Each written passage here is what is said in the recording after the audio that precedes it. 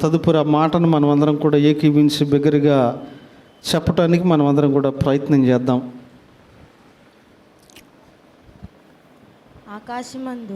ఆకాశమందున్న ఆసీనుడైన వాడా, నీ తట్టు నా కన్నులెత్తుచున్నాను. దాసుని కన్నులు తమ యజమానుని చేతి తట్టును, దాసి కన్నులు తన యజమానురాలి చేతి తట్టును చూచునట్లు మన దేవుడైన యెహోవా మనలను కనికరించు వరకు మన కన్నులు ఆయన తట్టు చూచుచున్నవి. యెహోవా మేము అధిక తిరస్కారము పాలమైతిమి. అహంకారుల నిందయు గర్విష్ఠుల తిరస్కారమును మా మీదికి అధికముగా వచ్చి ఉన్నది. మమ్మను కరుణింపుము. దేవుడు చదవబడిన కీర్తనను చదివి వినిపించిన యవన బిడ్డను ఏకీవించిన మనలను దీవించి ఆశీర్వదించును గాక. మన స్థలాల్లో మనం యేసుక్రీస్తు వారి అతి శ్రేష్టమైన నామంలో మీ అందరికి కూడా నా హృదయపూర్వక వందనాలు తెలియజేస్తా ఉన్నాను. ప్రభు ప్రేమించి మరొక ఆదివారం రీతిగా మనల్ని ఏర్పాటు చేయటం సంతోషకరం. ఈ సమయంలో the book of John, gospel of John, లూకాసు సువార్త 20వ అధ్యాయం వర్సెస్ 29, 29వ వచనాన్ని మనం చదువుకుని ముందుకు కొనసాగుదాం. యేసు, నీవు నన్ను చూచి నమ్మితివి, చూడక నమ్మినటువంటి వారు ధన్యులు అని అతనితో చెప్పెను. యోహాను సువార్త 20వ అధ్యాయము 29వ వచనంలో రాయబడినటువంటి మాట ఏమిటంటే, యేసు, నీవు చూచి నమ్మితివి, చూడక నమ్మినటువంటి వారు ధన్యులని అతనితో చెప్పాను. యేసు ప్రభువారు తిరిగి లేపబడినటువంటి తర్వాత శిష్యులందరూ కూడా ఒక గదిలో ఉన్నప్పుడు వారి యొద్దకు ప్రభువు వారు వెళ్ళినప్పుడు చాలామంది కూడా ప్రభువును చూడగానే గుర్తుపెట్టారు. అరే, మన ప్రభువు చెప్పినట్లుగానే తిరిగి లేచాడు, అదిగో మన దగ్గరికి కూడా వచ్చాడు చూడండి అన్నప్పుడు తోమా అంటాడు కదా, అయ్యా మీరేం మాట్లాడుతున్నారు, ఆయన తిరిగి లెగవటం ఏంటి? నేనైతే నమ్మను అది ఆయనే అని, మీరు ఏ భూతమో ఏ దయ్యమో చూసి భ్రమపడి ఉంటారని చెప్తాడు. ఆ సమయంలో శిష్యులందరూ కూడా వెళ్ళి హక్కుని చేర్చుకుంటారు, వారితో మాట్లాడతాడు, అంతా బాగానే ఉంటుంది. అయితే తోమా అంటాడు కదా, నిజంగా నీవు ప్రభువే అయితే ఇదిగో నీ పక్కలో బళ్ళెంతో పొడిచారు కదా, గాయముందా? నీ అరచేతుల్లో కాళ్ళల్లో మేకులు కొట్టారు కదా, గాయాలు ఉన్నాయా? ఒకవేళ ఉంటే ఆ గాయాలలో నా వేలు పెడితేనే నేను నమ్ముతాను అన్నాడు. ప్రభువారు అంటాడు, సరే రా, వచ్చి చూడు, నీ ఆశ నేను ఎందుకు కాదంటాను అన్నప్పుడు తోమా వెళ్తాడు, చేతులు చెక్ చేస్తాడు. నిజమే ప్రభువా, నీ చేతుల్లో గాయాలు ఉన్నాయి, నిజమే ప్రభువా నీ పాదాల్లో గాయాలు ఉన్నాయి, నిజమే ప్రభువా నీ పక్కలో బళ్ళెం పోటు ఉంది, నువ్వు నిజంగా మా ప్రభువే, నిజంగా మా యేసువే అని అప్పుడు ఆయన పశ్చాత్తాపడతా కన్నీరు గారుస్తూ ఉంటాడు. అప్పుడు ప్రభువారు అంటాడు కదా, నీవు చూచి నమ్మితివి, చూడక నమ్మినటువంటి వారు ధన్యులు అన్నాడు. అప్పుడు ప్రభువు అంటున్నటువంటి మాట ఏమిటంటే, అయ్యా నీవు చూచి నమ్మావు, కానీ చూడక నమ్మినటువంటి వారు ధన్యులు. ఈరోజు మధ్యాహ్న కాల సమయంలో ఇదిగో ధన్యులు ఎవరో కొన్ని విషయాలు మీకు జ్ఞాపకం చేయాలని ఆశపడుతున్నాను. బైబిల్ ఎవరి ధన్యులని చెప్తుంది? యేసు ప్రభువారు అయితే చూడక నమ్మినటువంటి వారు ధన్యులు అని మాట చెప్తున్నాడు. అలా చూడక నమ్మి ధన్యులైన వారు చాలామంది లేకపోలేదు. అబ్రహాంతో దేవుడు ఏమంటాడు, నీ తండ్రి ఇంటిని, నీ కుటుంబాన్ని, నీ ప్రాంతాన్ని విడిచి వెళ్ళు అంటాడు. ఎక్కడికి వెళ్ళాలంటే నేను నీకు చూపించే దేశం అంటాడు, కానీ ఫలానా దేశం అని చెప్పలేదు. ఆయన చూడకనే నమ్మాడు, దేవుని మాట విన్నాడు. తెల్లారి చెప్తే, రే నీకు ఇక్కడ పొలాలు ఉన్నాయి, ఆస్తులు ఉన్నాయి, ఈ ఊళ్ళో మనం పెద్ద మనుషులు రా, ఎక్కడికి వెళ్ళిపోతానంటున్నావు, ఏదో తెలియని ప్రాంతానికి వెళ్ళి ఏం చేస్తావు అన్నా సరే దేవుని మాటను చూడక నమ్మి ఆయన వెళ్ళాడు. విశ్వాసులకు తండ్రిగా ఆయన మార్చబడ్డాడు. ఆ రీతిగా చూడక నమ్మి దేవుని వాగ్దానం, దేవుని మాట చూడక నమ్మి ఇదిగో గొప్ప ధన్యతలు పొందుకున్నటువంటి వారు చాలామంది లేకపోలేదు. మన దినాన మీటింగ్లో జ్ఞాపకం చేశాడు మా అన్నయ్య. మా నాన్నగారికి సేవా పరిచర్యలో బైబిల్ ట్రైనింగ్ వెళ్ళిపోయాక ఎక్కడికి వెళ్ళాలని చూసి యోచన చేసినప్పుడు ఈ కొండలు కలిగినటువంటి ప్రాంతాలు, రాళ్ళు పనిచేసేటటువంటి ప్రాంతాలు ఆయనకి దర్శనం అందు కనపడి వెతుక్కుంటా గుంటూరు వచ్చాడు. గుంటూరు వచ్చి అసలు మొదటిగా మన పరిచర్య ఇక్కడ కాదు, ఆయన గుంటూరులో పెట్టాడు పరిచర్య. మొదటిగా ప్రార్థన ఎక్కడ జరిగిందంటే గుంటూరు సిటీల్లోనే జరిగింది. ఆ 40 సంవత్సరాల క్రితం అప్పుడు ఆ ప్రాంతంలో జరిగినప్పుడు అక్కడ ఉన్న కొంతమంది సేవకులు కానీ వారు కానీ, అయ్యా ఎక్కడ వారు, మీరు ఏ ప్రాంతం నుంచి వచ్చారు, మీ భాష కొంత వేరుగా ఉందన్నప్పుడు ఇదిగో దేవుడు వాగ్దానాన్ని మేము నమ్మి ఇక్కడికి వచ్చామన్నప్పుడు అప్పుడు అన్నారంట, అయ్యా ఈ గుంటూరులో కొండలు గుట్టలు ఎక్కడ ఉన్నాయి, గుంటూరుకి దగ్గరగా పేరేచర్ల అనే ప్రాంతం ఉంది, అక్కడ కొండలు చాలా ఉన్నాయి, అక్కడ కొండ పని చేసే మనుషులు చాలామంది ఉన్నారు, దేవుడు మీకు చూపించిన ప్రాంతం అది, కాబట్టి మీరు అక్కడ పరిచర్య ఎందుకు చేయకూడదని ఆ ప్రాంతం నుండి ఈ ప్రాంతానికి మరలా నడిపించబడ్డాం. పోనీ చూడక ఇక్కడికి వచ్చాము, ఆయనకి తెలియదు ఇక్కడ పరిస్థితులు ఎక్కడ ఉంటాయో. ఏది ఏమైనప్పటికీ కూడాను ఈ పేరేచర్లలో ఆయన ధన్యుడనే చెప్తారు కానీ ఆయన ఎవరో కూడా తిరస్కరించేవారు లేరు. చివరికి శత్రువులు కూడా మోజెస్ గారంటే అబ్బో ఆయన నిజంగా ధన్యుడై అన్న పేరును ఆయన సంపాదించుకున్నాడు. ఎందుకనంటే చూడక నమ్మిన వారు ఎవరైనా సరే ఎవరట ధన్యులే. నేను చూస్తేనే నమ్ముతాను, నాకు రుచి కలిగితేనే నమ్ముతాను, నా చెవులకు వినపడితేనే నమ్ముతాను కాదులే. కానీ ప్రభువు అంటున్నాడు, నీవు చూడక నమ్మావా, నీవు ధన్యుడవు, ధన్యురాలువు. కాబట్టి మధ్యాహ్నం ఎవరు ధన్యులని దేవుని వాక్యం చెప్తుందో మరి కొన్ని విషయాలు మనం జ్ఞాపకం చేసి ముగించాలని ఆశపడుతున్నాను. మొట్టమొదటిగా ఎవరు ధన్యులు అంటే పాపమునకు ప్రాయశ్చిత్తము నొందినటువంటి వారు ధన్యులు అన్నాడు. చూడండి కీర్తన గ్రంథం, the book of Psalm chapter 32, కీర్తన గ్రంథం 32వ అధ్యాయము 1వ వచనాన్ని చూసుకున్నట్లయితే, తన పాపమునకు ప్రాయశ్చిత్తము నొందినవాడు ధన్యుడు. మొదటిగా ఎవరు ధన్యులు అంటే ఎవరైతే తమ పాపముల కొరకు ప్రాయశ్చిత్తము నొందినటువంటి వారిగా ఉంటారో వారు ఏమై ఉన్నారంటే వారు ధన్యులు అయి ఉన్నారు. నిజంగా పాపమునకు ప్రాయశ్చిత్తము నొందటం అనేటటువంటిది చాలా కష్టమైనటువంటిది. కానీ దేవుని వాక్యం అంటుంది కదా, ఇదిగో తన పాపములకు ప్రాయశ్చిత్తము నొందాలి అనగా ఎవరు ధన్యులంటే పాపములు ఉండి పాపములు చనిపోయిన వారు కాదు, లేదా లోకములు ఉండి లోకములో చనిపోయినటువంటి వారు కాదు. ఏ రీతిగా నువ్వు పాపమునకు ప్రాయశ్చిత్తం ఉన్నదేవో జ్ఞాపకం చేసుకో. రక్షణ వస్త్రం ఉందా నీకు? తండ్రి కుమార పరిశుద్ధాత్మ నామములో నువ్వు తిరిగి లేపబడినటువంటి వ్యక్తివేనా? పాత జీవితాన్ని నీటి సమాధి చేసి కొత్త జీవితాన్నితో తిరిగి లేచినటువంటి వ్యక్తివేనా? ఏ రీతిగా నీకు పాపమునకు ప్రాయశ్చిత్తం కలిగింది? ఇదిగో నువ్వు రక్షణ పొందుతున్నప్పుడు సేవకుడు నేను అడుగుతాడు, ఇదిగో నీవు నీటి మూలముగాను ఆత్మ మూలముగాను జన్మించాలనుకుంటున్నావు, అయితే నీ పాప క్రియలన్నిటినీ నీవు విడిచిపెడుతున్నావా అన్నప్పుడు నీవు సమాధానం చెప్పేవా? అయ్యా ఇంతవరకు నేను చేసిన అక్రమములు పాపక్రియలు విడిచిపెడుతున్నాను, నూతన జీవితం నూతన సహవాసం నాకు కావాలనుకుంటున్నానని పాపానికి ప్రాయశ్చిత్తమైన పరిస్థితి ఏదైనా ఉందా? లేదా పాప ప్రాయశ్చిత్తంగా ప్రతి నెల కూడా బల్ల సహవాసం జరుగుతూ ఉంది.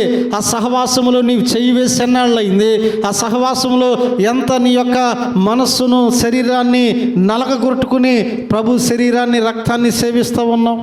అందుకే ఆయన అన్నాడు, మొదటిగా ఎవరు ధన్యులంటే పాపమునకు ప్రాయశ్చిత్తము జరిగినటువంటి వారు ధన్యులు. ఈరోజు నా పాపమునకు ప్రాయశ్చిత్తం జరిగింది ఎలాగంటే, నేను ఆయన కుమారుని కొనక నా కొరకు ఆయన కలవరి సిలువను నలగగొట్టబడ్డాడు, నా కొరకు నా పాపములన్నీ కలవరి సిలువలో ఆయన భుజం మీద వేసుకున్నాడు. కాబట్టి నా పాపమునకు ప్రాయశ్చిత్తం జరిగింది. నీ పాపమునకు ఎలా జరిగింది? రోమిలికి రాసిన పత్రికలు అంటాడు కదా, రోమిలికి రాసినటువంటి పత్రికని జ్ఞాపకం చేసుకున్నట్లయితే అక్కడ అబ్రహాము తన పాపములను గూర్చి తన ప్రాయశ్చిత్తమును గూర్చి తెలియపరుస్తూ 7వ వచనంలో అంటాడు కదా, ఎలాగనగా తన అతిక్రమములకు పరిహారము నొందినవాడు, తన పాపమునకు ప్రాయశ్చిత్తము నొందినవాడు ధన్యుడు అన్నాడు. The people who are blessed means అక్కడ ఆయన తెలియపరుస్తున్నటువంటి మాట ఏమిటి అంటే, తన పాపమునకు ప్రాయశ్చిత్తము నొందినటువంటి వారు ధన్యులు. ఈరోజు మనము ధన్యులుగా ఉండాలి అంటే మన పాపమునకు మనము ప్రాయశ్చిత్తము నొందినటువంటి వారిగా ఉండాలి. లేదా బాప్తిస్మం ద్వారా ప్రభు సహవాసం ద్వారా మనం ప్రాయశ్చిత్తము నొందినటువంటి వారిగా ఉన్నప్పుడు మనం ఎవరమాట? ధన్యులు అన్నాడు. రెండవదికి ఇంకా who are the blessed people means ఎవరు ధన్యులు అంటే యెహోవాను నమ్ముకున్నటువంటి వారు ధన్యులు అన్నాడు. చూడండి కీర్తన గ్రంథం 40వ అధ్యాయం, కీర్తన గ్రంథం 40వ అధ్యాయం 4వ వచనాన్ని జ్ఞాపకం చేసుకున్నట్లయితే, యెహోవాను నమ్ముకునేటటువంటి వాడు ధన్యుడు. దేవునికి స్తోత్రం కలుగును గాక. హల్లెలూయా, ఆమేన్, హల్లెలూయా. అందుకనే ఇదిగో అక్కడ ఆయన అంటున్నటువంటి మాట ఏమిటి అంటే, రెండవదిగా ఎవరు ధన్యులు అంటే, యెహోవాను నమ్ముకునేటటువంటి వారు ధన్యులు. ఎందుకనంటే ఆయన్ని నమ్ముకుని నష్టపోయినటువంటి వారు, ఆయనను నమ్ముకుని పోగొట్టుకున్నటువంటి వారు ఎవరు కూడా లేరులే. కానీ ఆయన నమ్ముకున్నటువంటి ప్రతి ఒక్కరూ కూడా ఇదిగో మరి తమ జీవితాలలో గొప్ప మేలును అనుభవించారు. తమ శ్రమలలో గొప్ప సాక్ష్యాన్ని కలిగినటువంటి వారిగా ఉన్నారు. తమ జీవితంలో ఇదిగో ఆశించినవి పొందుకుని ఫలితాన్ని జరగవని యోచించిన భీకర కార్యములు తమ జీవితాల్లో పొందుకున్నటువంటి వారు ఉన్నారు. కాబట్టి అందుకని ఆయన అంటున్నటువంటి మాట ఏమిటంటే, రెండవదిగా ఎవరు ధన్యులు అంటే, the people who are believe the Lord or who are trust the Lord అన్నాడు. ఎవరైతే ఆయనను నమ్ముకుంటారో వారు ధన్యులు. ఎందుకంటే వారి భారాన్ని ఆయన మోస్తాడు కాబట్టి. అందుకనే అన్నాడు, ఆయన పిలుపునిచ్చాడు, ప్రయాసపడి భారము మోయుచున్న సమస్త జనులారా నా యొద్దకు రండి, ఇదిగో నేను మీకు విశ్రాంతిని కలుగజేస్తాను. మరి నిజమే కదా. ఎవరైతే ఆయన నమ్ముకుంటారో, ఎవరైతే ఆయన ఎద్దుకు వెళ్తారో, ఎవరైతే ఆయన పిలుపునకు లోబడతారో వారి భారాన్ని ఆయన భరిస్తున్నాడు. కాబట్టి మనమేమయ్యామంట, ధన్యులమయ్యాం. మనకు బదులుగా పాప భారాన్ని భరించాడు, మనకు బదులుగా శాప భారాన్ని భరించాడు, మనకు బదులుగా సిలువలో వేలాడాడు, మనకు బదులుగా రక్తాన్ని కార్చాడు.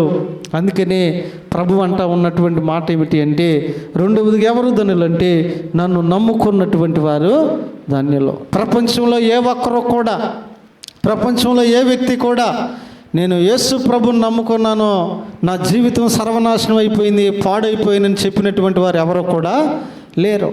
నేను యెహోవాను నమ్ముకున్న తర్వాత మందు మానేశానండి, నేను ఆయన నమ్ముకున్న తర్వాత బాప్తిసం తీసుకున్న తర్వాత నా భార్యను కొట్టడం మానేశానండి, నేను ఆయన నమ్ముకున్న తర్వాత అక్రమ సంబంధాలు విడిచిపెట్టానండి, ఆయన నమ్ముకున్న తర్వాత వ్యసనాల నుండి విడిపించబడ్డానండి, ఆయన నమ్ముకున్న తర్వాత ప్రతిరోజు పనికి వెళ్తున్నానండి, ఆయన నమ్ముకున్న తర్వాత నా బిహేవియర్ మార్చుకున్నానండి, ఆయన నమ్ముకున్న తర్వాత నా పిల్లల్ని జాగ్రత్తగా చూసుకుంటున్నానని చెప్పినటువంటి వారే కానీ, ఆయన నమ్ముకున్న తర్వాత నేను నష్టపోయానండి, ఆయన నమ్ముకున్న తర్వాత నేను కష్టపడ్డానండి, ఆయన నమ్ముకున్న తర్వాత నా పరిస్థితి ఇలాగ అయిపోయిందండి అని చెప్పిన వారు ఎవరు కూడా లేరు.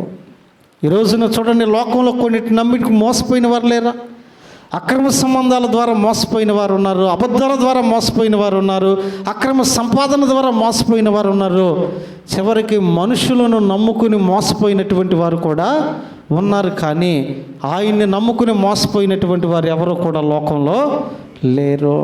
కాబట్టి అందుకని రెండవదిగా ఆయన అన్నమాట, ఇదిగో యెహోవాను నమ్ముకున్న వారు ధన్యులు. కీర్తన గ్రంథంలో అంటాడు కదా, 144వ కీర్తన, the book of Psalms 144 verses 15 వచనం చదువుకున్నట్లయితే, యెహోవా తమకు దేవుడుగా గల జనులు ధన్యులు. అక్కడ ఏమంటున్నాడంటే, యెహోవా తమకు దేవుడుగా కలిగినటువంటి జనులు ఎవరైతే ఉన్నారో వారెవరంట, ధన్యులు. ఎందుకని ఈ మాట అంటున్నానంటే, యెహోషువ అంటాడు కదా, ఆ యొక్క వాగ్దాన దేశం వారిని తీసుకొచ్చినటువంటి తర్వాత యెహోషువ పిలుపునిస్తాడు, ఇదిగో ప్రభు వాగ్దానం చేసినట్లుగా చేర్చవలసిన గమ్యానికి చేర్చాడు, ఇది ఇక నుండి మీ ఇష్టం, మీరు ఎవరిని సేవిస్తారో అది మీ ఇష్టం, మీ అంతరాత్మకు వదిలేస్తున్నాను, కానీ నేను నా ఇంటి వారు మాత్రం ఎవరిని సేవిస్తామన్నాడు, యెహోవాను సేవిస్తామన్నాడు. ఎందుకనంటే యెహోవాను తమకు ఇదిగో దేవుడిగా చేసుకున్నటువంటి జనులు ఏమయ్యారట, ధన్యులు అయ్యారట.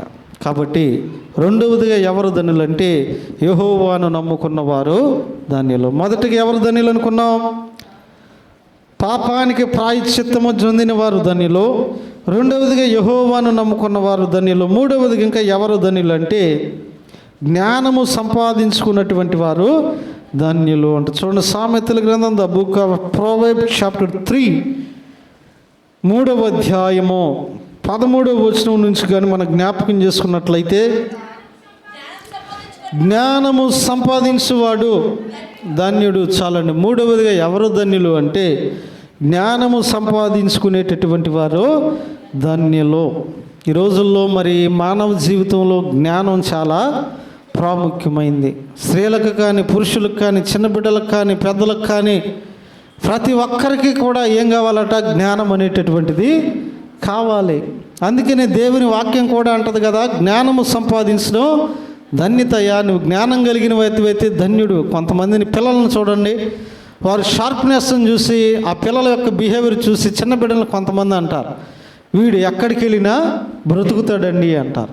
ఎక్కడికి వెళ్ళినా బ్రతుకుతారు.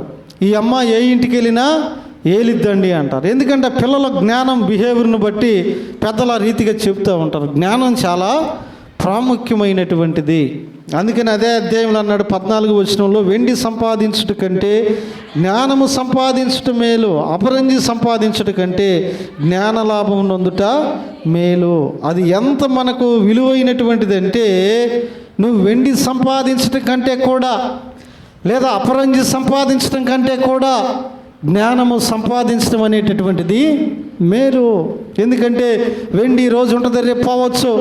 బంగారం ఈరోజు ఉండొచ్చు, రేపు తరిగిపోవచ్చు. ఆస్తి ఈరోజు ఉండొచ్చు, రేపు తరిగిపోవచ్చు.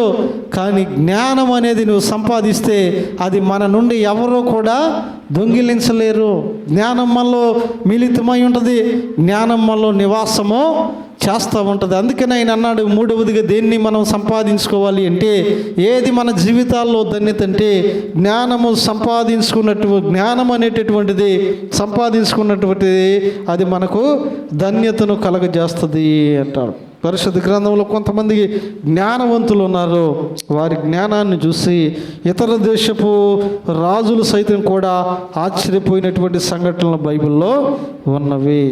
కాబట్టి ఇదిగో మనం మొదటి రాజుల గ్రంథం 10వ అధ్యాయము 8వ వచనాన్ని కానీ చూసినట్లయితే, ఇదిగో నీ జనులు భాగ్యవంతులు, నీ ముందర ఎల్లప్పుడూ నిలిచి నీ జ్ఞాన వివేచనములు వినుచుండు నీ సేవకులు భాగ్యవంతులు. రాజైన సొలొమోను గురించి ఈ మాటలు రాయబడి ఉన్నాయి. సొలొమోను ప్రభు అడుగుతాడు కదా, సొలొమోనా నీకేం కావాలి చెప్పు, ఈ రాజ్యంలో నీకు ఏది లోటుకుందో చెప్పు, నేను నీకు కలగజేస్తున్నప్పుడు సొలొమోను ప్రభువుని ఏమడుగుతాడంటే, అయ్యా నాకు జ్ఞానము కావాలి అని అడుగుతాడు. నాకు జ్ఞానం కావాలి, నాకు ఆస్తి వద్దు, అంతస్తు వద్దు, ఐశ్వర్యం వద్దు, ఇంత పెద్ద దేశంలో ఈ ప్రజలను పరిపాలించడం కొరకు నాకేం కావాలన్నాడు? జ్ఞానము కావాలంటే ప్రభువు ఇదిగో నీవు అడగకపోయిన జ్ఞానంతో పాటు వెండి ఐశ్వర్యము కూడా నేను నీకు ఇస్తానని ప్రభు ఇచ్చాడు. షేబా దేశపు రాణి ఒకసారి సొలొమోను గురించిన జ్ఞానము గురించి విని, అసలు ఆయన జ్ఞానం అంత గొప్ప జ్ఞానమా పరీక్షించాలని కొన్ని కానుకలను తీసుకుని ఆయన ఎద్దుకు వస్తుంది. ఈ రాజ్యానికి వచ్చిన తర్వాత ఆయనకు వచ్చిన టెస్ట్ పెడుతుందంట, అయ్యా మీ జ్ఞానాన్ని గురించి విన్నప్పుడు మేము చాలా సంతోషిస్తున్నాం, మీ జ్ఞానం ఎటువంటిదో నేను కూడా తెలుసుకోవాలనుకుంటున్నాను, తెలుసుకోవచ్చు అంటే, సరే తల్లి ప్రభువే నాకు ఈ జ్ఞానం ఇచ్చాడు కాబట్టి ప్రభు చిత్తం లేనిది నేనేది చేయలేను, సరే ఏమిటి అంటే మీకు చిన్న పరీక్ష పెడతారు రాజుగారు అన్నాను. ఏమిటి పరీక్ష అంటే, ఆవిడ 2 పూలను తీసుకుంది. 2 పూలను తీసుకుని తన సేవకుల చేతిలో పెట్టి, రాజా ఇదిగో మీ ఎదుట 2 పూలు ఉన్నవి, పనివాడు పట్టుకున్నాడు, నా దగ్గర ఒక తేనెటీగ అయితే ఆ 2 పూలు కూడాను ఏది నిజమైన పువ్వో ఏది ఆర్టిఫిషియల్ పువ్వునో మీరు నాకు తెలియపరచాలి అని చెప్పి. అయితే 2 పూలు చూస్తానికి ఒకలాగే ఉన్నాయి. ఆ రెండిట్లో ఏది ఆర్టిఫిషియల్ పువ్వునో ఏది నిజమైన పువ్వునో తీసుకొచ్చిన ఆవిడికి మాత్రమే తెలుసులే, కానీ ఆ పనివారికి కూడా తెలియదు. అక్కడున్న పనివారందరూ కూడా ఆశ్చర్యంగా చూస్తున్నారు. ఏం సొలొమోను గారు చెప్పగలడంటావా? ఎలా కనిపెట్టగలడు? 2 ఒకలాగే ఉన్నాయి కదా, 2 ఒకే రీతిగా ఉన్నాయి, కనిపెట్టడం కొంత కష్టం కదా అని అందరూ కొంత కలవరం ఆందోళన చెందుతూ ఈసారి ఓడిపోతారేమో అనుకున్న సమయంలో సొలొమోను రాజు గారు తెలివిగా అన్నాడంట, తన పనివారిలో ఒకరిని పిలిచి తేనెటీగ ఒకదాన్ని తీసుకురమ్మన్నాడు. తేనెటీగ ఒకదాన్ని తీసుకురమ్మంటే ఈయనేంటి ఆమె చక్కగా పూలు తీసుకొచ్చి ఎదిరిపెట్టి ఏది నిజమైందో చెప్పు అంటే తేనెటీగ తెమ్మంటున్నాడు. తేనెటీగ ద్వారా ఎలాగా నిజమైన పువ్వు ఈయన కనిపెట్టేస్తాడో సరే చూద్దామని చెప్పి తన పనివారితో ఒక తేనెటీగను తెప్పిస్తే ఆయన అంటాడంట, ఆ తేనెటీగను మీరు వదిలిపెట్టండి అన్నాడు. వదిలిపెట్టండి అన్నప్పుడు అది రివ్వు రివ్వు రివ్వుమని ఒక 4-5 రౌండ్లు తిరుగుతూ కొద్దిసేపటి తర్వాత అది ఒక పువ్వు మీద వాలిందంట. ఒక పువ్వు మీద వాలితే అప్పుడు అన్నాడంట, ఇది నిజమైన పువ్వు, ఇది డూప్లికేటు ఆర్టిఫిషియల్ పువ్వు అన్నాడంట. వెంటనే షాబా దేశపు రాణి పైకి లేచి చప్పట్లు కొడితే ఆ సభలో ఉన్న వారందరూ కూడా చప్పట్లు కొట్టారంట. రాజా ఎలా చెప్పారు, ఎలాగ తేనెటీగ ద్వారా కనుక్కున్నారంటే, తేనెటీగ నిజమైనటువంటి మకరందం ఉన్న పువ్వు దగ్గరికి వెళ్ళింది కానీ ఆర్టిఫిషియల్ పువ్వుల దగ్గరికి అది వెళ్ళదు. ఎందుకంటే దానికి తెలుసు దానిలో నాకేమీ దొరకదు, నాకు కావాల్సింది దీనిలోనే దొరికిద్దని. చూసారు, ఆయన అంత గొప్ప జ్ఞాని. దేవుడు పరిపాలించుటకు తన పిల్లల తరం కూడా పరిపాలించుటకు అవకాశం ఇచ్చాడు. కారణం ఏమిటంటే అతడు జ్ఞానము సంపాదించుకున్నాడు కాబట్టి. వెండి సంపాదించుకోవడానికి పరిగెత్తలా, అపరంజి సంపాదించుకోవడానికి వేగిరపడలా, బంగారం సంపాదించుకోవడానికి ఇష్టపడలా, కానీ జ్ఞానము సంపాదించుకోవడానికి ఆయన ప్రయాసపడ్డాడు. కాబట్టి మన జీవితంలో మరొకటి ఏమిటి ధన్యత అంటే జ్ఞానము సంపాదించుట, జ్ఞానము కలిగి ఉండుట మన జీవితంలో ధన్యత అంటాం. అందుకనే యాకోబు రాసిన పత్రికలు అన్నాడు కదా, మీలో ఎవరికైనా జ్ఞానము కొదువుగా ఉన్నదా అతడు నన్ను అడగవలెను, నేను ధారాళముగా ఇచ్చేదను అన్నాడు. కాబట్టి ఎవరికైనా జ్ఞానము కొదువుగా ఉంటే ఈ మధ్యాహ్నం ప్రభువుని అడుగుదాం, ధన్యులుగా మార్చబడ్డాం. నాలుగోది ఇంకెవరు ధన్యులు అంటే దేవుని వాక్యము విని ఆ వాక్యం గైకొనేటటువంటి వారు ధన్యులు అన్నాడు. చూడండి, ద బుక్ ఆఫ్ రెవల్యూషన్, ప్రకటన గ్రంథము 1వ అధ్యాయము, ప్రకటన గ్రంథము 1వ అధ్యాయము 3వ వచనం రాయబడి ఉంది కదా, వాటిని విని ఇందులో రాయబడిన సంగతులు గైకొని వారు ధన్యులు. ప్రవచన గ్రంథములో దేవుని వాక్యములో వాక్యాలు ఏవైతే ఉన్నాయో వాటిని విని ఎవరైతే గైకొంటారో the people who are follow they will be a blessed person అన్నాడు. ఎవరైతే దేవుని వాక్యం విని వాటిని గైకొంటారో వారందరూ కూడా ఎవరంట? ధన్యులు. అంటే దాని అర్థం ఏమిటంటే నువ్వు మందిరానికి వచ్చావు కదా, ధన్యుడు అని సంబరపడిపోవద్దు. వాక్యం విన్నావు కదా, ధన్యుడు అని సంబరపడిపోవద్దు. ఎందుకనంటే నువ్వెప్పుడు ధన్యురాలు అవుతావంటే విన్న వాక్య ప్రకారము నీవు చేసినప్పుడు, విన్న వాక్య ప్రకారము నడుచుకున్నప్పుడు మనం ఎవరు అంట? ధన్యులు అన్నాడు. అందుకని ప్రభువారే అంటున్నాడు కదా, ఎవరైతే ఆయన వాక్యమైన ప్రకారం చేస్తారో దానిని గైకొంటారో వారందరూ కూడా ధన్యులు అన్నాడు. కాబట్టి ప్రియమైనటువంటి దేవుని సంగమా, మనం విని విడిచిపెట్టేవారిగా ఉంటే ధన్యులము ఎంత మాత్రం కూడా కాదులే. కానీ ఆ వాక్యం విన్నటువంటి ప్రకారం మనం దాన్ని ఏం చేయాలంట? గైకొనాలి. ఉదాహరణకి వాక్యంలో కోపపడవద్దన్న మాట విన్నావు, కోపపడవద్దని విన్నటువంటి మాట నువ్వు అనుకున్నావు, ఇక కోపపడకూడదు, ఎలాగని షార్ట్ టెంపర్ తగ్గించుకోవాలని. నువ్వు ఇంటికి వెళ్ళేసరికి సాతానుగాడు నువ్వు కోపపడేది ఏదో ఒకటి భర్త ద్వారానో పిల్లల ద్వారానో ఏర్పాటు చేస్తాడు. అక్కడికి వెళ్ళంగానే ఏర్పాటు చేయగానే నువ్వేం చేస్తున్నావు? విన్న వాక్యాన్ని మర్చిపోయి మరలా యథావిధిగానే కోపపడుతున్నావు. ఇంకా ఇందులో పాలు పొందకూడదని కొన్నిసార్లు అనుకుంటావు.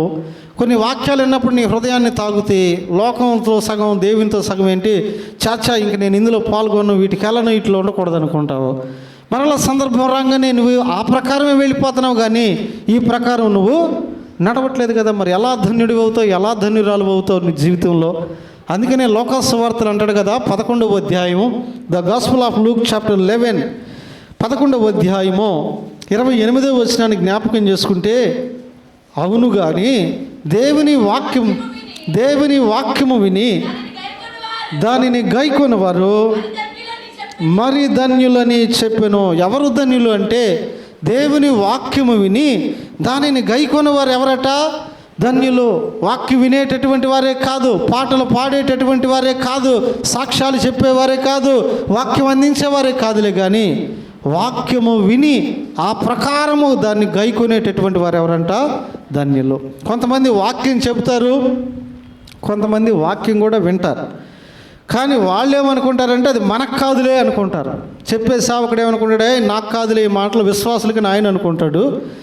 విన్న విశ్వాసులు ఏమనుకుంటారంటే ఇది మాకు కాదులే, లోకస్తులకి, రక్షణ పొందిన వాళ్ళకి అని వారు అనుకుంటారు. ఇటువంటిది ఒక ఉదాహరణ చెప్తాను చూడండి. ఒకసారి ఒక పాస్టర్ గారు, ఇలాగే మందిరం ఉంది, ఒక 60-70 మంది విశ్వాసులు ఉంటారు. ఇది ఇల్లు అయితే ఊరికి మధ్యలో మందిరం, వాళ్ళ మందిరం ఉంది, వెళ్ళాలి. అయితే ఆ పాస్టర్ గారు ఏం చేశాడంటే వారి ఇంటి దగ్గర నుంచి రెడీ అయ్యి వెళ్ళబోతా ఉంటే వారి ఇంటికి మంచి కోడి వారి ఇంటి ముందుకు వచ్చిందంట.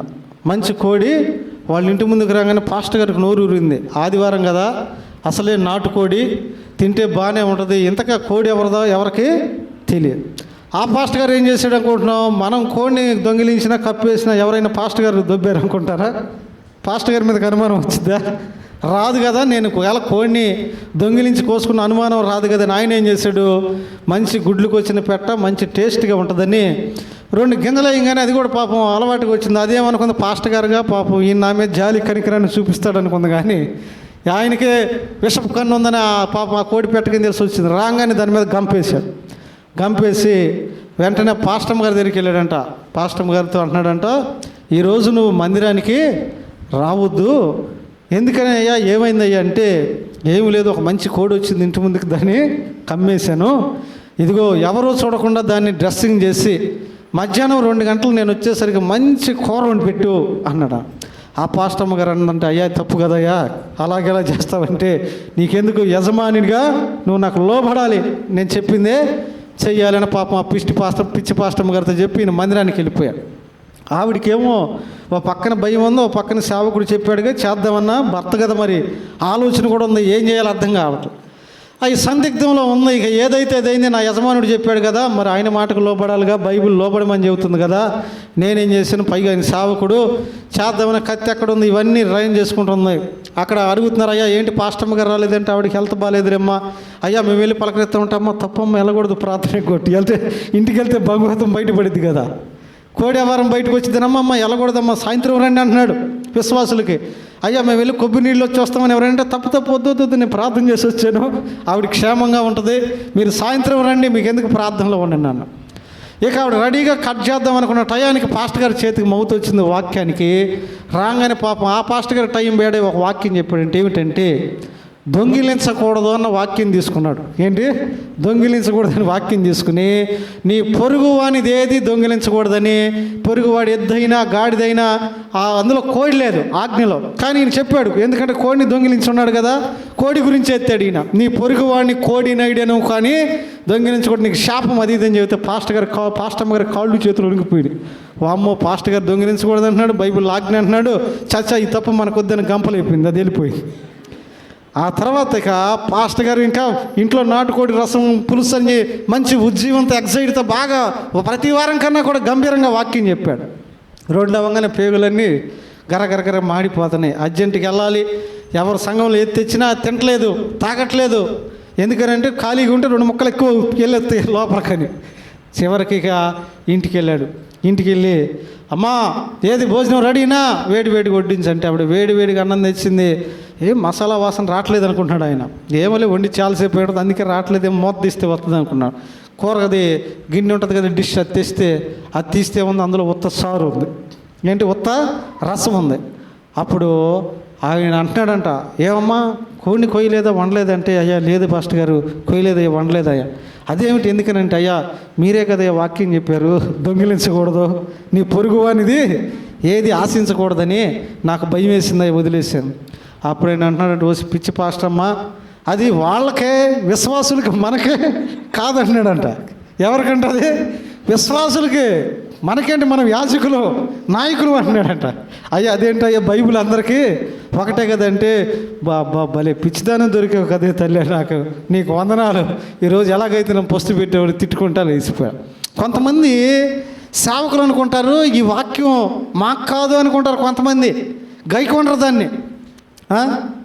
కొంతమంది విశ్వాసులు అనుకుంటారు మేము సీనియర్లం కదా, ఇది మాకు కాదు మా నెక్స్ట్ తరానికని వాళ్ళు గైకొండరు. ఆ తరం అనుకుంటారు కదా, మేము యూత్ కదా, మేము పరిచర్యలో వాడబడుతున్నాం కదా, ఇది మాకు కాదు, సండే స్కూల్ పిల్లలు ఉన్నారు కదా వాళ్ళకి అనుకుంటారు. చివరికి అలాగ సంఘం అంతా ఏమనుకుంటారంటే, ఇది ఒక గైకొండరు, ఇది మాకు కాదులే అంటారు. అందుకనే చెబుతున్నాను. కానీ దేవుని వాక్యం అంటుంది, నువ్వు సీనియర్ సేవకుడు అయినా జూనియర్ సేవకుడు అయినా, సీనియర్ విశ్వాసమైనా జూనియర్ విశ్వాసమైనా, నువ్వెవరివైనా కానీ వాక్యము విన్న తర్వాత దాని ప్రకారం గైకొనే వ్యక్తివైతేనే ధన్యుడువు. బైబిల్లో ఎక్కడ నువ్వు సేవకుడు కదా నీకు అవసరం లేదు ఇదని లేదు. బైబిల్లో ఎక్కడ నువ్వు రెవరెండువు కదా నీకు అవసరం లేదని లేదు. బైబిల్లో ఎక్కడ నువ్వు 40 సంవత్సరాలు సేవ చేసావు కదా ఇది నీకు సంబంధం లేదని లేదు. నువ్వెవరైనా కానీ, నువ్వే వ్యక్తివైనా కానీ, బైబిల్లో ఉన్న ప్రకారం చేయవలసినటువంటి వ్యక్తివే. ఎవరికి కూడా యాక్సెప్ట్ అనేది కానీ ఎక్స్క్లూజివ్ అనేటటువంటిది కానీ లేదు. అందరం గైకొనాల్సిందే. చెప్పేవాడు గైకొనాలి, వినేవాడు కూడా గైకొనాలి. చెప్పేవాళ్ళు అనుసరించాలి, వినేవాళ్ళు కూడా అనుసరించాలి. కాబట్టి అందుకని అక్కడ అన్నాడు కదా, వాక్యం వింటే కాదులే కానీ, లేకపోతే వాక్యం చెప్తే కాదులే కానీ దాన్ని గైకొనేటటువంటి వారు ఎవరంట? ధన్యులు. అందుకే ప్రకటన గ్రంథంలో ఒక మాట అంటాడు. ప్రకటన గ్రంథాన్ని కానీ జ్ఞాపకం చేసుకున్నట్లయితే 22వ అధ్యాయము, ప్రకటన గ్రంథం 22వ అధ్యాయం, అదే ఆఖరి అధ్యాయం అంటే అనుకుంటా 7వ వచనం చదువుకుందాం చూడండి. ఇదిగో నేను త్వరగా వచ్చుచున్నాను, ఈ గ్రంథములోని ప్రవచన వాక్యములను గైకొని వారు ధన్యులు. బిగ్గరగా చప్పట్లు కొట్టి ప్రభు నామాన్ని మహింపరుద్దామా. ఆయన అంటున్నాడు కదా, ఇదిగో ఐ యామ్ కమింగ్ సూన్, నేను త్వరగా వచ్చుచున్నాను.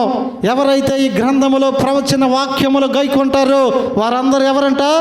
ధన్యులు. కాబట్టి దేవుని వాక్యమును గైకొని వారు ధన్యులు. వినేవారే కాదు, చెప్పేవారే కాదు, అనుసరించేటటువంటి వారు ధన్యులు. 3 విషయాలు జ్ఞాపకం చేసుకున్నాం అనుకుంటా, 4 విషయాలు. 1, ఎవరు ధన్యులు అంటే పాపానికి ప్రాయశ్చిత్తము నొందిన వారు ధన్యులు. 2, యెహోవాను నమ్ముకున్న వారు ధన్యులు. 3, జ్ఞానము సంపాదించుకున్న వారు ధన్యులు. 4, దేవుని వాక్యము విని దాన్ని గైకొనేటటువంటి వారు ధన్యులు. మరి ఇంకా నువ్వు కానీ మనం జ్ఞాపకం చేసుకున్నట్లయితే మరి పరిశుద్ధమైనటువంటి గ్రంథములు ఇంకా అనేక విషయాలు ధన్యతను కొరకు రాయబడి ఉన్నప్పటికీ మరొక మాటను నేను జ్ఞాపకం చేసి నా మాటలు ముగించడానికి ఇష్టపడుతున్నాను. ఈ సమయంలో జ్ఞాపకం చేసుకున్నట్లయితే ఇదిగో 5వదిగా శోధన సహించువాడు ధన్యుడు. చూడండి, ద బుక్ ఆఫ్ జేమ్స్, యాకోబు రాసిన పత్రిక 1వ అధ్యాయము 12వ వచనాన్ని చదువుకుందాం చూడండి. శోధన సహించువాడు ధన్యుడు. ఎక్సలెంట్ నాన్న, థ్యాంక్ యూ. అక్కడ అంటున్నాడు కదా, శోధన సహించేటటువంటి వారు ఎవరట? ధన్యులు. 5వదిగా ఎవరు ధన్యులు అంటే శోధన సహించేటటువంటి వారు ధన్యులు. ఎందుకనంటే క్రైస్తవ జీవితం అంటే చాలామంది పూల పాన్పేమో అనుకుంటారు. కానీ క్రైస్తవ జీవితం ఎన్నో నిందలతో, ఎన్నో సహనాలతో, లేకపోతే ఎంతో ప్రయాసలతో ఇది కూడుకున్నటువంటిది. ఎటువంటి శోధన అండి. ఎవడైనా ఎదురుగా ఉండి భయంకరంగా బూతులు మాట్లాడుతున్నా మరి రివర్స్ మనము మాట్లాడకూడదు. లేకపోతే ఎవరైనా హేళన చేస్తున్నా మనం హేళన చేయకూడదు. ఎవరైనా ఇబ్బంది పెడుతున్నా మనం వారికిలాగా ఇబ్బంది పెట్టకూడదు. అలాగే కుటుంబంలో శోధనైనా ఎలాగ ఉండాలి? తగ్గించుకుని ఉండాలి. ఈ మధ్య ఒక సహోదరి అంది, నీకేమో రక్షణ పొందావు, చక్కగా హ్యాపీగా ఉన్నావు, అది ఇది అంటే ఆవిడ అంటుంది, నేను చేసిన పెద్ద తప్పు అదేనయ్యా. ఏంటట? నేను చేసిన పెద్ద తప్పు అదే అంది. అదేంటమ్మా అంటే, అయ్యా మా భార్యాభర్తల మధ్య ఏదైనా సమస్య వచ్చిందనుకో, ఆయన ఇష్టం వచ్చినట్టు నోరు పారేసుకుంటాడు. అయ్యా ఒక్కోసారి చెయ్యి చేసుకుంటాడు. నేను తిరిగి ఏదైనా రివర్స్ అయితే, నువ్వు రక్షణ పొంది ఇలా మాట్లాడుతున్నావు, ఇదేనా నీకు మందిరంలో నేర్పుతుంది అంటాడు. మీ పాస్టర్ గారి దగ్గరికి వెళ్దాం అంటాడు. అయ్యా నువ్వు రక్షణ మాట మాట్లాడితే, నువ్వు రక్షణ పొందావు, నువ్వు బాప్తీసం తీసుకున్నావా, నువ్వు నిజంగా బాప్తీసం తీసుకున్నావా, దొంగ బాప్తీసం తీసుకున్నావు అంటాడట. ఇంకేం చేస్తుంది? నోరు మూసుకుని సప్పబడిపోవటమేనయ్యా. అదేమంటే బాప్తీసం తీసుకున్నాను బెదిరిస్తాడయ్యా. అదే నేను చేసిన తప్పు. ఆ తప్పు కానీ చేయకపోతే వాడిని చిటికినేల మీద ఆడిచ్చేవాడిని అంటాను. ఏంటట? ఆ తప్పు కానీ నేను చేయకపోతే చిటికినేల మీద ఆడించేవాడిని. అప్పుడు దాకా బాగున్నాడు. ఎప్పుడైతే బాప్తీసం తీసుకున్నానో ఈ 2 సంవత్సరాల నుండి ఆయన ఇష్టం అయిపోయింది అంట. అంతే. శోధన సహించాలి. దేవుని వాక్యం అంటుంది, ఒకసారి నీ తల్లిదండ్రుల నుంచి వస్తుంది, ఒక్కోసారి నీ సేవకుడి నుంచే వస్తుంది, లేకపోతే ఒక్కోసారి నీ తోటి విశ్వాసం నుంచి వస్తుంది, ఒకవేళ నీ ఆత్మీయులు రక్త సంబంధికులు నీ తోటి వారి దగ్గర నుంచో, లేదా నీ కడుపును బిడ్డల దగ్గర నుంచో శోధన అనేది ఖచ్చితంగా వస్తుంది. ఎందుకనంటే 40 రోజులు యేసు ప్రభువారు ఉపవాసం ఉండి ప్రార్థన చేస్తే శోధన పక్కనే ఉంది. మనం ఎంతటి వారు, మన ప్రార్థన శక్తి ఎంతటిది, మన విశ్వాస జీవితం ఎంతటిది. కానీ దేవుని వాక్యం అంటుంది కదా, శోధన సహించేటటువంటి వాడు ధన్యుడు. రోజు యోబుకు రాలేదా శోధన? ఉన్నవన్నీ పోగొట్టుకోలేదా? ఆప్తులను పోగొట్టుకున్నాడు, బిడ్డలను పోగొట్టుకున్నాడు, ఆస్తులు పోగొట్టుకున్నాడు, ఆరోగ్యం పోగొట్టుకున్నాడు, అవమానపరచబడ్డాడు. అయినా నిలబడ్డాడే కానీ శోధనలో పడిపోలేదు. చివరికి దేవుడు మహిమకరంగా తన యొక్క జీవితాన్ని మరలా మార్చి నడిపించాడు. కాబట్టి అందుకని 5వదిగా ఎవరు ధన్యులు అంటే, the people are who have a patient in their problems, వారి యొక్క సమస్యలలో ఎవరైతే సహనం కలిగినటువంటి వారిగా ఉంటారో వారెవరట? ధన్యులు. ఈ రోజున సహనం నీకుందా? సహనం కలిగిన వ్యక్తిగా ఉంటున్నావా? శోధన వచ్చినప్పుడు సహిస్తున్నావా? ఏ రీతిగా ఉన్నావు? శోధన సహించినటువంటి వ్యక్తిగా ఉంటే మనం ఎవరు అంటే ధన్యులం. గొప్ప గొప్ప భక్తులు శోధనలు ఏం చేశారు? సహించారు. గొప్ప గొప్ప భక్తులు శోధనను అనుభవించారు. ఇదిగో కానీ వారి జీవితాలు నేటి దినాన ఎలాగ మార్చబడి అంటే ధన్యకరంగా మార్చబడి ఉన్నాయి. మొట్టమొదటిగా భారతదేశాన్ని పరిచర్య చేయడానికి మొదటిగా చదువుకున్నాం. ఎవరిని గురించి అయితే చదువుకుందామో ఆయనే వచ్చాడు, తోమా గారు. చూడక నమ్మినటువంటి, చూసి నమ్మినటువంటి వ్యక్తి ఎవరైతే వచ్చి ఉన్నాడో ఆ వ్యక్తి ఈ పరిచర్య కొరకు ఈ ప్రాంతం వచ్చాడు. వచ్చినప్పుడు భయంకరమైన శోధన శ్రమలు సహించాడు. ఇదిగో ఇప్పటికీ కూడా ఆయన సెయింట్ తోమాగా, పరిశుద్ధ తోమాగా ధన్యుడిగా పిలువబడతా ఉన్నాడు. శోధన సహించిన వారందరూ కూడా గొప్ప మేలు ఆశీర్వాదాలు పొందుకుంటానే ఉన్నారు, కానీ నష్టపోయిన వారు ఎవరో లేదు. అందుకని శోధన సహించేటటువంటి వాడు ధన్యుడు. అదే యాకోబు రాసినటువంటి పత్రికను జ్ఞాపకం చేసుకున్నట్లయితే, యాకోబు రాసినటువంటి పత్రికను జ్ఞాపకం చేసుకుంటే 5వ అధ్యాయంలో ఒక మాట అంటాడు కదా. 5వ అధ్యాయంలో 10వ వచనంలో ఒక మాట అంటాడు కదా, నా సహోదరులారా, ప్రభు నామమున బోధించిన ప్రవక్తలను శ్రమానుభవమునకు ఓపికను మాదిరిగా పెట్టుకొనుడి. 11 అంటాడు, సహించిన వారిని ధన్యులను కొనుచున్నాము కదా. మీరు యోబు యొక్క సహనమును గూర్చి వింటిరా? ఆయన ఎంతో జాలియు కనికరమును గలవాడని మీరు తెలుసుకుని ఉన్నారు. ఆయన ఉన్నాడు కదా, ఇవి వాళ్ళకి సహనం లేదా? సహనంగా ఉండలేకపోతున్నావా? ఓపికతో ఉండలేకపోతున్నావా? ఆయన అంటున్నాడు, మీకు ముందుగా ఉన్నటువంటి ప్రవక్తలు శ్రమను అనుభవించిన వారిని మాదిరిగా మీరు పెట్టుకోనండి. గ్రహం స్టెయిన్స్ ఈ రోజున ఒరిస్సా ప్రాంతంలో సువార్త పరిచయ నిమిత్తం వెళ్ళినప్పుడు కారులో పెట్టి తనను తన 20 బిడ్డలను కూడా తగలబెట్టేశారు. భయంకరమైన శ్రమను అనుభవించాడు. అయినా తన భార్య ఏం చేస్తుందంటే వారిని క్షమించి వదిలేసింది. అంత సహనం కలిగినటువంటి అటువంటి వారిని ఓపికగా తెచ్చుకోవాలి మనం. అటువంటి వారిని మాదిరిగా మనం తెచ్చుకోవాలి. ఇదిగో తన భర్తను 20 కుమారులను ఇదిగో కళ్ళ ఎదుటే లేదా కిరోసిన్ పోసి చంపేస్తే తగలబెట్టి ఆవిడ ఏ రీతిగా క్షమించగలిగింది? నిజంగా ఎంత గొప్ప సహనం. క్షమించిన తర్వాత ఆమె ఇక్కడే ఉండి తన భర్త విడిచిపెట్టిన పరిచర్య ఆవిడ కొనసాగించింది. అందుకనే ప్రవక్తలను గొప్పవారిని మాదిరిగా పెట్టుకొనుడి, వారి సహనాన్ని ఎలాగ ఉందో, ఓపిక ఎలాగ ఉందో చూసి నడుచుకొనుడి అన్నాడు. కాబట్టి 5వదిగా ఎవరు ధన్యులు అంటే ఇదిగో ఎవరైతే శోధన సహించు వారిగా ఉంటారో వారు ధన్యులు. తోమాతో ప్రభు అన్నాడు కదా, చూచి నమ్మినటువంటి వారి కంటే కూడా చూడక నమ్మిన వారు ధన్యులయ్యా అన్నాడు. అయితే దేవుని వాక్యం ఎవరు ధన్యులు అని చెప్తుందంటే చాలా విషయాలు ఉన్నాయి. 5 విషయాలు జ్ఞాపకం చేసుకున్నాం. పాపమునకు ప్రాయశ్చిత్తము నొందినవాడు ధన్యుడు, యెహోవాను నమ్ముకున్నవాడు ధన్యుడు, 3వదిగా జ్ఞానము సంపాదించుకున్నవారు ధన్యులు, 4వదిగా వాక్య ప్రకారము నడుచుకున్న వారు ధన్యులు, విన్న వాక్య ప్రకారం, 5వదిగా శోధన సహించేటటువంటి వారు ధన్యులు. ఈ మధ్యాహ్న కాల సమయంలో దేవుని సంఘములో ఉన్నటువంటి మనకు అట్టి ధన్యత, కృప, మహిమను కలగజేసి మరొక ఆఖరి ధన్యత ఉంది. అదేమిటి అంటే బైబిల్లో ప్రకటన గ్రంథములు ఇచ్చాడు. మధ్యాకాశంలో ప్రేమ విందులో పాల్గొనేవారు ధన్యులు అన్నాడు. మధ్యాకాశంలో విందు ఉంది కదా, ఆ గొర్రె పెండ్లి విందులో పాల్గొనేవారు ధన్యులని ప్రకటన గ్రంథంలో అన్నాడు 22వ అధ్యాయంలో.